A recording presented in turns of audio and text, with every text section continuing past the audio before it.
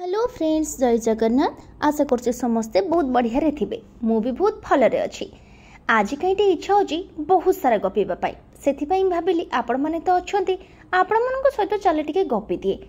कौन हेची जानिछंती, मते जेबे जेबे टिके इच्छा हुए किछि गोटे अलगा खाइबा पाई ना, तो मु तार सबले शॉर्ट विकल्पटा देखे।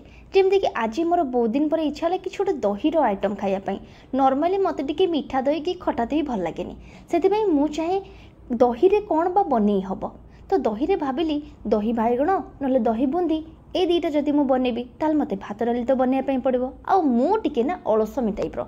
आपण माने तो जमा भी सेमत नुह, आपण माने तो रोसई रे पूरा एक्सपर्ट ही थिबे, किंतु मु कोन करबी कि जानी एई जो शॉर्ट फॉर्मूला आज मु अप्लाई करछि ना, मो माँ केबे केबे मते आकु नै कहंती तू तो पाखरे जी भी रहिबो ना, सी टोटली खाइबा ही भूली जीवो, तू तार पोटा सुकई दबु। कौन सतरे एटा सत, किंतु मते लगे जदि मु कम टाइम भितर किछि गोटे भल रोसई करि पड़छि ताले असुविधा बा कोन। सब बेले तो आपण एई गरम भात खाउचंती नले पखाळ भात खाउचंती, किंतु मु नॉर्मली सबले पई रुटी खाए।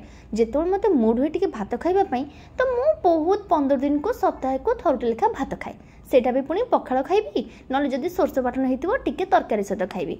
आ जेते बेले मोर मूड हेतिबो किछि दहीर आइटम खाइबा पई मु फटाफट एई राइस टाको बनै दे, जोटा कि मजे आपण मानकु देखौची। आशा करिबी जे आपण माने जदि एई राइस टाको बनैचंती मते निहाती कमेंट माध्यम रे जणेबे।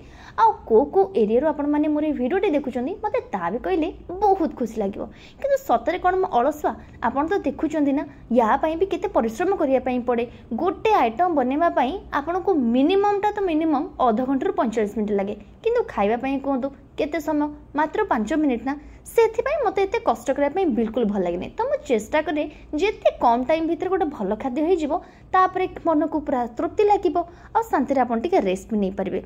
जेहेतु आज टिके पागो ए भला थिला, मते दही खाइबार थिला, देखंतु मिठी आइटम बनै हे दैछि, कहबे केमथि हेछि। बाय।